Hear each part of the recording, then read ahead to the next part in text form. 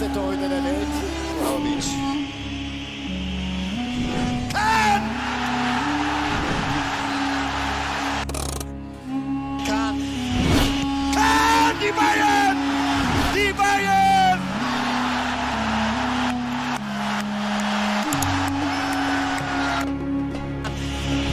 Kahn! Die Bayern!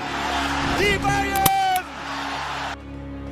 Dengan refleks yang memadukan agresi dan keberanian, karismanya tak hanya berhasil mengintimidasi lawan, tetapi juga menjadi pemimpin yang menginspirasi rekan setimnya. Takes it away, Kahn is after it again. Well, he saved the day there. Kahn tackled there, and what's his leg coming down there? Yes. Kahn ibarat Leonidas yang tak kenal takut dan siap mempertaruhkan segalanya di lapangan.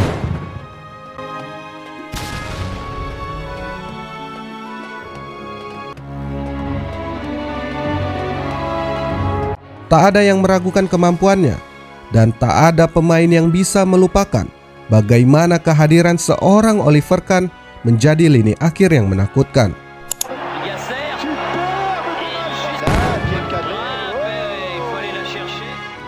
Kahn adalah antagonis sempurna bagi siapapun yang mencoba membobol gawangnya. Rangkaian kemenangan diselingi kekalahan yang berbalut tindakan kontroversi, tak membuat mentalnya goyah.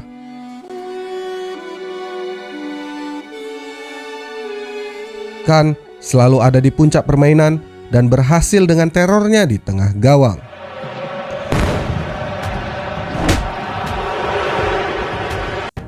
Oliver Kahn adalah salah satu kiper paling sukses dalam sejarah sepak bola. Karirnya luar biasa dengan raihan 8 gelar Bundesliga, 6 di FB Pokals, gelar Liga Champions, dan yang terpenting, dia menjadi satu-satunya kiper yang pernah memenangkan Golden Ball Piala Dunia. Mari kita simak bagaimana perjalanan karir kiper ikonik Oliver "Der Titan" Kahn, yang seringkali dipuja dan dibenci dalam waktu yang sama. Simak kisahnya.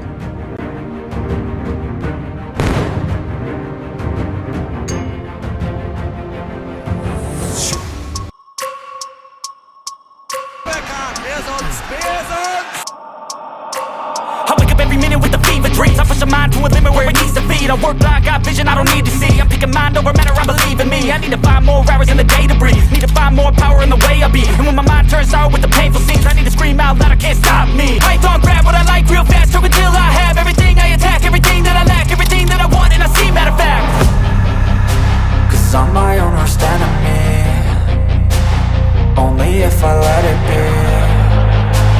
I can control anything if I can just think carefully. I control my destiny. Deep up in my mind I manifest it. Every morning I wake up obsessed, and everything I do the best. And deep within my mind you know I'll always manifest it.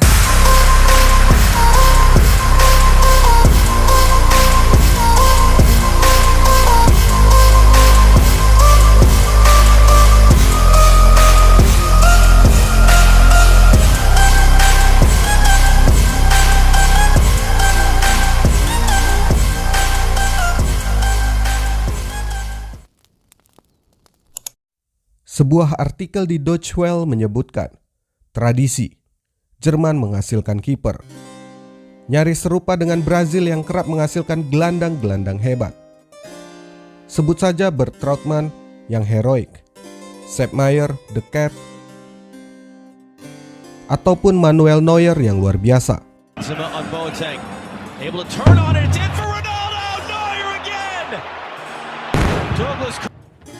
Tetapi Oliver Kahn adalah salah satu yang terbesar dan paling ikonik yang bisa kita kenang. Kahn tidak diragukan lagi adalah penjaga yang hebat. Tetapi yang membuatnya berbeda adalah kekuatan mental dan kemampuan leadership-nya. Dia berprinsip untuk selalu menang, terlepas dari pemain yang dia miliki di sekitarnya. Tekad yang kuat dan keterampilan alami yang ia tunjukkan dalam menjaga gawang membuat namanya layak mengisi daftar kiper terbaik sepanjang masa.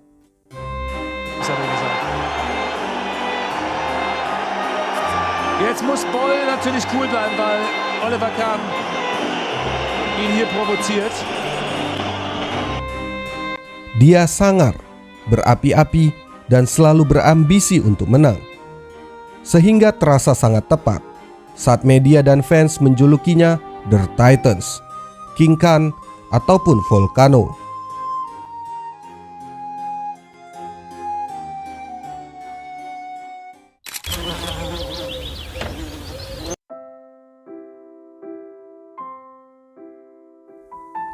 Oliver Kahn lahir di Karlsruhe, Jerman Barat pada 15 Juni 1969.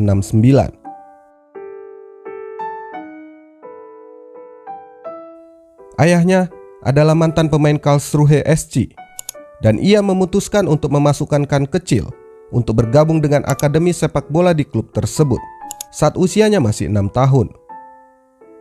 Kahn awalnya bermain sebagai pemain outfield, namun kemudian beralih menjadi penjaga gawang karena sebuah hadiah dari kakeknya. Titik baliknya adalah hadiah dari kakek saya, jersey kiper. Jersey kiper kuning yang indah dibordir dengan tanda tangan Sepp Maier. Saat itu di pertengahan 1970-an, dia adalah penjaga gawang terbaik. Ketika kakek Anda memberi Anda jersey kiper, Anda tidak punya pilihan lain selain memakainya. Jadi saya memakainya dan berkata, "Oke, saya akan masuk ke gawang dan melakukan keinginannya." Dan sejak itu, saya selalu bermain sebagai kiper.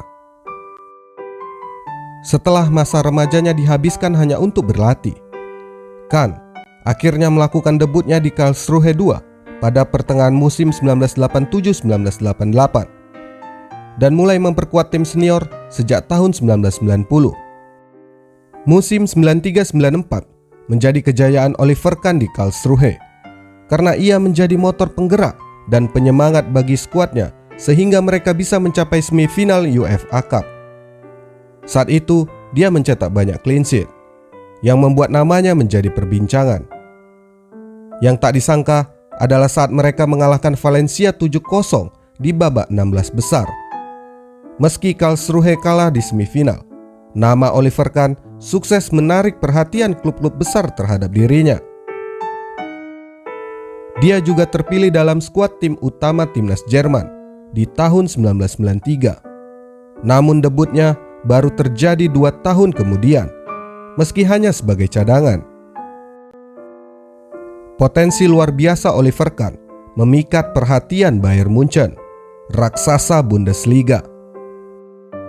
Di tahun 1994, Bayern Munchen merekrutnya dengan nilai 2,5 juta euro, menjadikannya kiper termahal dalam sejarah Bundesliga saat itu. Oliver Kahn menggantikan posisi Raymond Aumann dan dia langsung dilatih oleh legenda Sepp Maier yang merupakan idolanya. Maier memberikan sesi latihan yang keras, meminta Kahn untuk melampaui levelnya. Kahn berkembang pesat, menjadi salah satu kiper paling ditakuti di Jerman. Dan dia mendapatkan penghargaan sebagai kiper terbaik di tahun pertamanya bersama Bayern Munchen. Gelar pertama yang ia sumbangkan adalah Liga Champions 1996. Mereka menang di final melawan Bordeaux, yang saat itu memiliki Zinedine Zidane.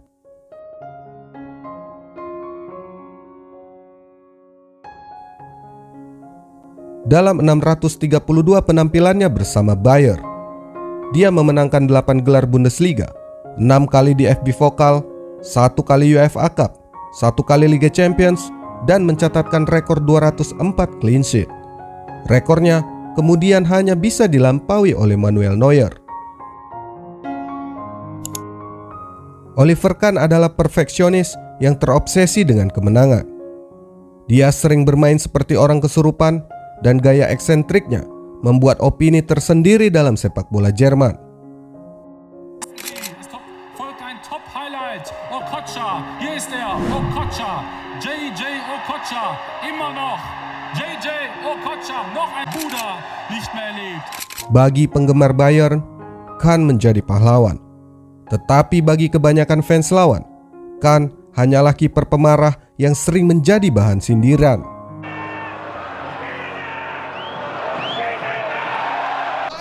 Lust. Er hat überhaupt kein Problem Meskipun begitu, Kahn setuju bahwa seorang penjaga gawang membutuhkan kegilaan untuk melakukan pekerjaan mereka. Kiper membutuhkan unsur kegilaan. Dia bermain dalam posisi psikologis dan berurusan dengan mental. Siapa yang akan berdiri di sana dan membiarkan orang menembakkan bola ke wajah atau perut mereka dan masih menganggapnya hebat? Saya menggunakan bahasa tubuh saya untuk menunjukkan kehadiran tim saya sepenuhnya dan untuk menanamkan rasa hormat atau bahkan ketakutan bagi lawan. Kita tentu saja tak bisa melupakan bagaimana ruthless dan agresifnya dia dalam berbagai momen. Olehnya terlalu banyak tingkah. Semi Kufur dan Andreas Herzog pernah dilempar hair dryer. Mehmet Scholl bahkan pernah berkomentar bahwa dalam hidup hanya dua hal yang dia takuti. Pertama perang, dan yang kedua Oliver Kahn. Namun bukan berarti dia adalah orang kasar tanpa pikiran. Kahn membangun metodenya sendiri dengan cara yang menurutnya tepat, yang menunjukkan bahwa dia seorang jenius. Kahn tak pernah terburu-buru dalam melakukan penyelamatan. Caranya menantang lawan sangat disiplin.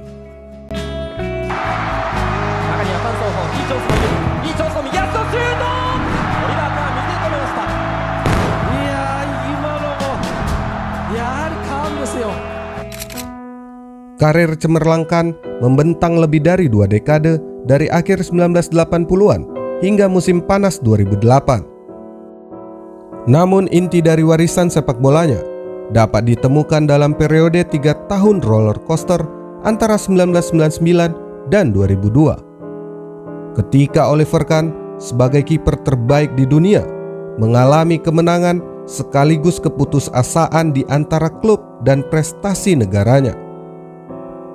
Hanya sedikit orang di Munchen yang melupakan kesedihan final Liga Champions 1999 di Barcelona, di mana Bayer yang hanya beberapa menit lagi dinobatkan sebagai Raja Eropa untuk pertama kalinya sejak masa kejayaan mereka tahun 1970-an.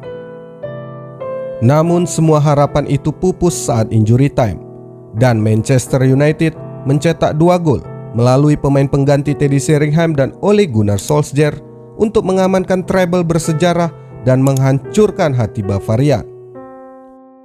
Saat itu, kakinya seolah terpacak di tanah. Hanya kepalanya yang menoleh ke arah bola yang menembus gawang.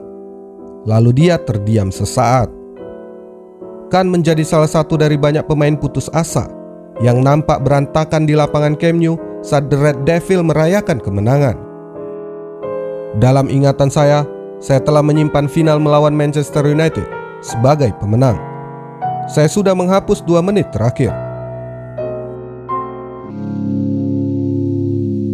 Opini tentang betapa kejamnya seorang Oliver Kahn sedikit bergeser saat di tahun 2000 kepalanya dilempar bola gol dari tribun penonton hingga berdarah. Oliver Kahn am Boden. Der schmeißt sich nicht freiwillig hin. Kahn ist getroffen. Blinde Wut treibt ihn wieder hoch. Saat itu ia memilih tetap melanjutkan pertandingan setelah lukanya diobati. Oliver Kahn menyadari bahwa agresivitasnya seringkali tak disukai fans lawan. Ya, dia memang bukan yang paling populer yang harus dicintai siapa saja. Selain tekanan dari dalam dirinya yang terobsesi untuk menang, Oliver Kahn juga harus menghadapi tekanan dari luar berupa cemoohan dan ledekan. Dia sering dipanggil si kera. Gawangnya seringkali dilempari buah-buahan seolah ia primata. Sisi empatinya yang besar memang lebih sering tertutupi oleh sikapnya yang kasar dan kejam. Namun, sebuah momen yang membuat banyak orang kembali tergugah adalah saat Bayern Munchen berhasil mengalahkan Valencia di final Liga Champions pada tahun 2001. Kompetisi alot yang berujung adu penalti dan Kahn menunjukkan kualitasnya. Huge night in Milan for these two clubs. Bayern Munich beaten 2 years ago in the final in Barcelona by... Oliver Kahn tampil gemilang. Ia menggagalkan eksekusi 3 penendang Valencia, yakni Zlatko Zahovic, Amedeo Carboni, dan Mauricio Pellegrino. Keberhasilan itulah yang membawanya dijuluki The King. King Khan sudah berhasil membayar tuntas tangisannya di final Liga Champions pada musim 1999. Kemenangan akhirnya mereka dapatkan setelah berjuang keras selama 2 tahun. Namun bukannya ikut merayakan kemenangan, The Titans lebih memilih berjalan untuk menghibur Santiago Canizares yang putus asa di pinggir lapangan. Saya benar-benar bisa merasakan apa yang dia rasakan saat itu. Karena 2 tahun sebelumnya saya kalah di final Liga Champions dan saya tahu bagaimana perasaan seorang penjaga gawang. Dia melakukan 2 atau 3 penyelamatan penalti, namun dia masih berada di pihak yang kalah. Saya tahu apa yang dia alami. Selain mendapatkan trofi Champions, Khan juga diberi penghargaan UEFA Fair Play atas aksinya ini. Dan satu lagi, pertandingan yang mungkin sangat tepat untuk mendefinisikan dirinya adalah Piala Dunia 2002. Saat Oliver Kahn benar-benar berada di puncak kekuatannya dan menunjukkan bahwa dia memang kiper kelas dunia. Penampilannya luar biasa. Gawangnya hanya kebobolan sekali dalam perjalanan mereka hingga menuju final, yakni saat mereka melawan Irlandia di babak penyisihan grup. Padahal skuad Jerman kala itu dikenang sebagai salah satu finalis terburuk dan tak dijagokan di Piala Dunia, terutama karena para pemain kunci mereka sedang diterpa cedera. Meskipun demikian, sebagai kapten, Oliver Kahn menginspirasi dan mendorong timnya hingga ke final, membantu mereka mengalahkan Paraguay, Amerika Serikat, dan tuan rumah di babak sistem gugur.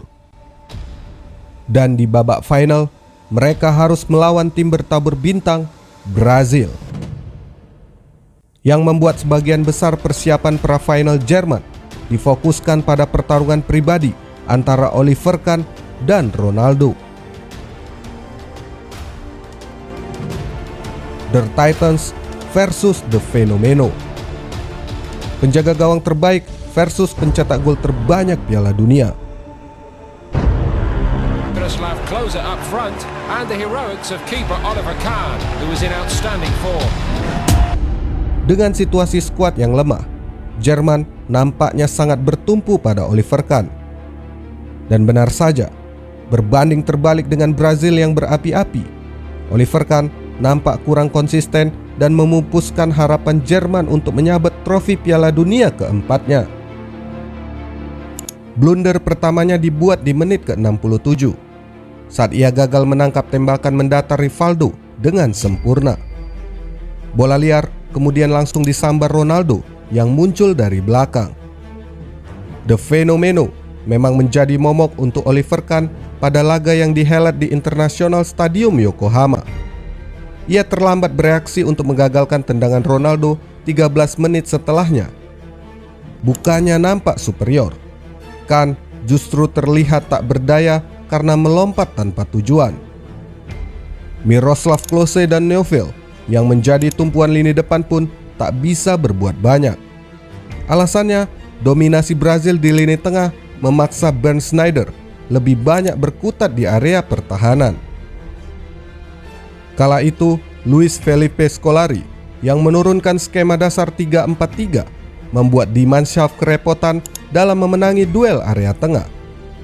Dengan absennya Ballack, praktis hanya Sneijder yang menjadi tumpuan mereka untuk menunjang lini depan. Jerman akhirnya takluk dengan skor 0-2 di akhir laga. Brazil menjadi juara dunia dan Oliver Kahn sekali lagi sangat hancur. Dia lalu mengenang, Anda dapat memiliki 99 pertandingan fantastis, tetapi membuat kesalahan dalam satu pertandingan. Dan karena kesalahan itulah Anda dikenang.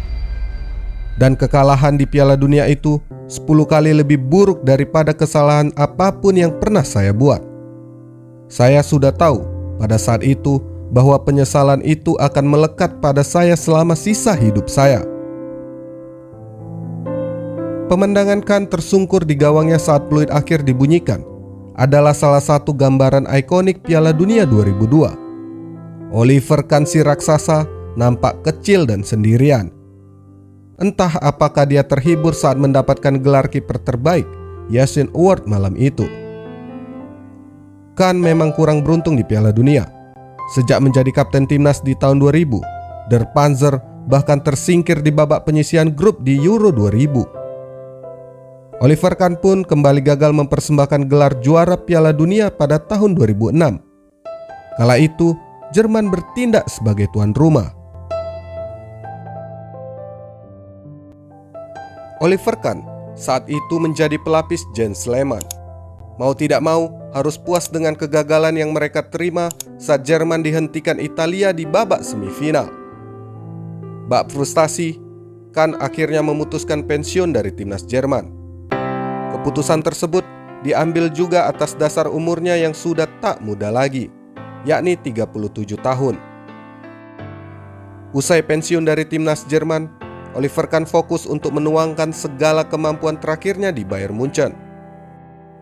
Ia selalu menampilkan penampilan apik bersama Die Roten dan memenangkan banyak kasih sayang dari para fans Munchen.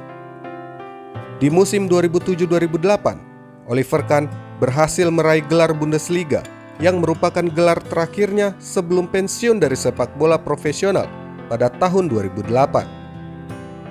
Tangisan menyelimuti perpisahannya dengan pendukung Die Roten. Kahn telah memberikan segalanya untuk klub dan ia pantas mendapatkan tempat di hati setiap pecinta Bavarians. Baik saat menjadi pemain ataupun setelah pensiun, Oliver Kahn memiliki kehidupan yang aktif di luar sepak bola. Dia sangat suka menuangkan isi pikirannya tentang strategi ke dalam banyak buku. Pada Mei 2004, Oliver Kahn menerbitkan autobiografinya yang diberi judul Nummer 1 atau Nomor 1. Dan buku-buku lain terus terbit setelah itu.